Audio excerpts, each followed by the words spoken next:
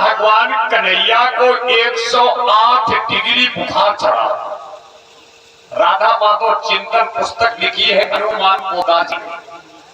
दो ही महान हुए हैं, हनुमान पोदार और जयदयाल गोविंद का, और तीसरे नंबर पर अब हुए हैं राम सुखदास जी। भारत के महान लेखक और रचनाकार दो, जयदयाल गोविंद का और हनुमान पोदार जी, इनकी और राम सुखदास जी तीसरे नंबर पर। तो मैंने राधा माधव चिंतन पुस्तक को पढ़ा। थोड़ा विवेक से जो लड़कियां बैठी हो, ब्रिलियंट। एक बार भगवान कृष्ण को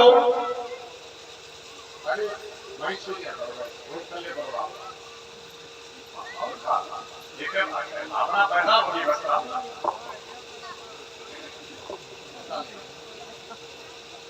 108 डिग्री बुखार, जो बहुत अच्छे परिवार से लड़कियां हम देखते हैं, हमारे हर कार्यक्रम को अटेंड करती हैं। 108 डिग्री बुखार चढ़ा भगवान के शरीर से बेटा पसीना बह रहा है, काया भगवान की कांप रही है, जबान से शब्द नहीं निकल रहा है। यशोदा माता के आज नेत्रों से आंसुओं की धार टपक रही है। हमें मालूम पड़ता है कि 80-85 की उम्र में मेरी जीवन की ज्योति अब बुझने जा रही है। 85 साल में मेरे को गोविंद मिला है। यशोदा माता जी बहुत है, तमाम हकीम बहुत बड़े, टुटका वाले, नजर वाले सब आए, लेकिन भगवान का बुखार 10 से मौसम। यशोदा ने देखा कि अब हमारा सब कुछ सर्वस्व नष्ट होने वाला है। जब भगवान ने देखा कि कहीं मैया यशोदा मेरे मोह में अपनी जिंदगी में छोड़ दे, तो भगवान करवट बदल करके बोले, माता जी मैं बच जाऊंगा। सुनना मां, मैं बच जाऊंगा। आंख फाड़ करके जिस समय भगवान ने अपनी बूढ़ी अम्मा यशोदा को देखा, तो भगवान की आवाज निकली, मां मैं बच जाऊंगा। लेकिन इसी जगह पर मेले की आवश्यकता कैसे? दवा से नहीं। अगर कोई भक्त अपने पैर की मिट्टी, अगर कोई भक्त अपने पैर की मिट्टी मेरे शरीर पर 5 बार लेपन कर दे, तो मेरा दैन एंड देर बुखार उतर जाए। समझो, कन्हैया जी ने बेटा का कोई अपने तलवों की मिट्टी 5 बार मेरे ऊपर लगा दे तो मेरा बुखार। अपने पैर की मिट्टी। अब हम बैठे बाँच रहे, आप कथा सुन रही है, मेरे गोपाल जी बैठे हैं, है इतनी किसी की कलेजे में तुम जो अपनी पैर की मिट्टी ऐसे निकाले हुए, क्योंकि उसमें तो व्यक्ति अपनी बचत सोच रहा कि पैर की मिट्टी लगा दे, पता नहीं कितना बड़ा जजमेंट लिख दे।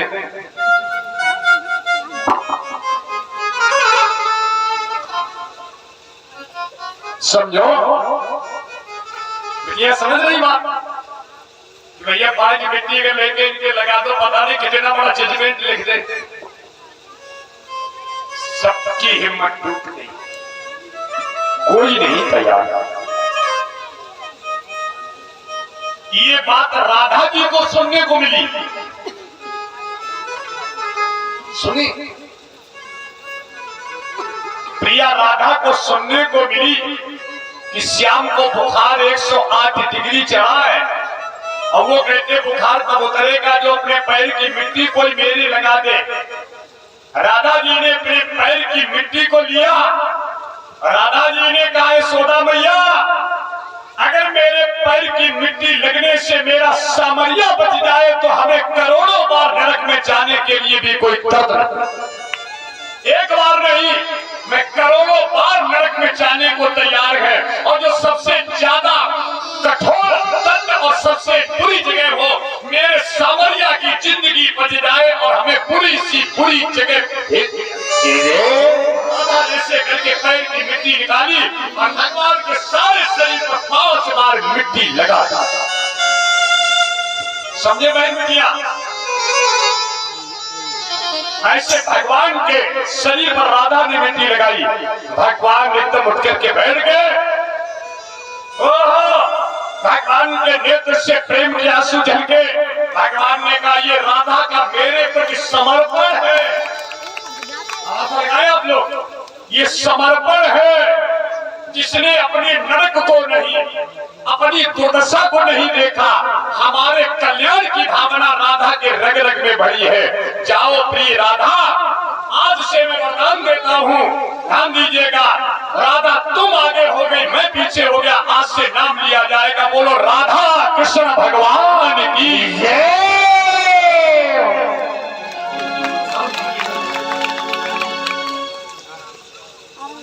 चिंता करें आप, ये समर्पण देखो। उसी दिन से राधा कृष्ण दो नहीं है। उसी दिन से राधा और कृष्ण दो नहीं है। राधा और कृष्ण एक है। देखने में शरीर दो है लेकिन ज्योति एक है। आप लगाया? देखने में बेटा शरीर दो। कथा सुनो, भाव से सुनो, दिल से सुनो, दिमाग से नहीं सुनो, दिल से सुनो। राधा कृष्ण दो नहीं है। राधा ने अपने श्याम के लिए अपने जीवन को समर्पित किया है।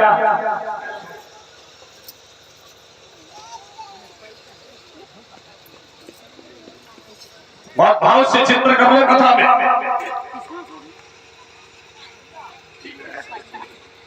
देखने में बेटा शरीर दो है लेकिन ज्योति एक है।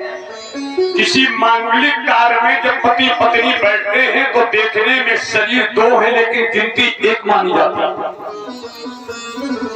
उनकी दो की गिनती नहीं मानी जाती। एक प्रमाण। दूसरा प्रमाण सुनो। कुरुक्षेत्र में सूर्य ग्रहण पड़ा।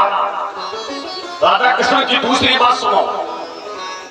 तो उस सूर्य ग्रहण में स्नान करने के लिए भगवान कृष्ण भी गए, राधा जी भी गई और रुक्मिणी भी गई। सुना जरा फिर भाव से। कुरुक्षेत्र में सूर्य ग्रहण है। स्नान करने के लिए राधा कृष्ण और रुक्मिणी। राधा और कृष्ण का निवास स्थान एक जगह पर है और रुक्मिणी का निवास स्थान एक जगह पर है। राधा कृष्ण रुक्मिणी तीनों लोग कुरुक्षेत्र में सूर्य ग्रहण स्नान करने के लिए गए। भगवान कृष्ण और राधा एक जगह पर। क्योंकि अभी जो मैंने मिट्टी का प्रमाण दिया है, इससे सिद्ध है कि राधा कृष्ण में कोई अंतर, तो ये एक जगह पर होंगे और रुक्मिणी एक जगह पर। रुक्मिणी को ये बात मालूम हुई कि भगवान कृष्ण राधा के अंतरंगी हैं। पूरे शब्दों पर बेटा क्लिष्ट भाव है। अंतरंगी माने भगवान कृष्ण राधा से प्यार नहीं करते हैं, प्रेम करते हैं। प्यार होता है शरीर से और प्रेम होता है स्वरूप से। प्यार में होती है वासना और कामना और प्रेम में होती है उपासना। प्रेम है उपासना, प्यार है वासना, प्यार है शरीर तक, प्रेम है स्वरूप तक। प्यार में है भय और प्रेम है निर्भय। प्रेम करने वाले को कोई भय नहीं है, प्यार करने वालों को भय है। प्यार छिप करके किया जाता है। जहां पर प्रेम शब्द लिखोगे दूसरा शब्द नहीं लिख सकते हो, और प्रेम के साथ में दाएं बाएं कुछ और लिख दोगे तो फिर सुसाइड करना पड़ेगा।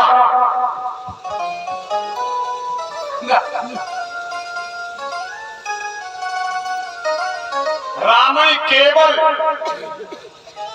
प्रेम केवल है, केवल ओनली वन, ध्यान दीजिएगा। और प्रेम के अगर दाएं बाएं इंग्लिश सिस्टम से कुछ लिख दिया तो जानलेवा बीमारी 101% बन जाएगा। फिर कोई बचा नहीं सकता उससे। समझदार के सारा काफी, लिखा थोड़ा समझना ज्यादा, ना समझो तो तुम जानो तुम्हारा काम जाने, एक एक पेड़ झूठ जाओ जाके तुम्हारा ठेकल है।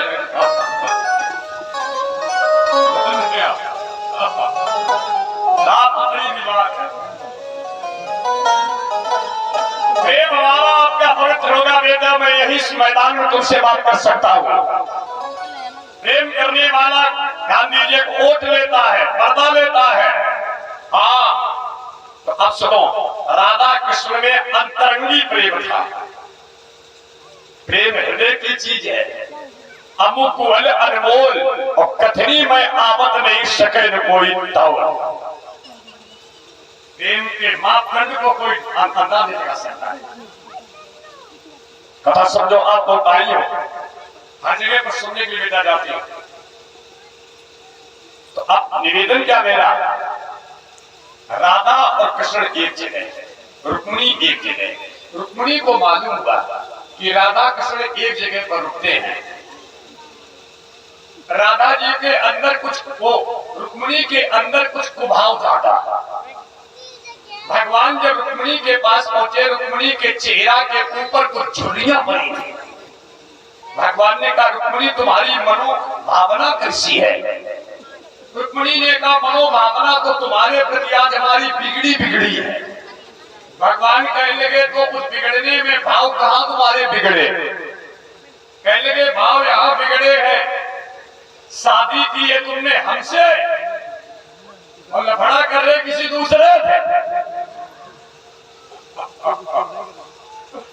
कितनी स्पष्ट बात है।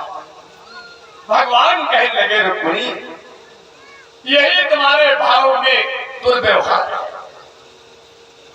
राधा मेरी अंतरंगा है, राधा मेरी पत्नी नहीं है। समझे आप? तुम मेरी पत्नी हो, राधा मेरी अंतरंगा है। तुम बहिरंगी हो, बहुरंगी हो, और वो अंतरंगी है।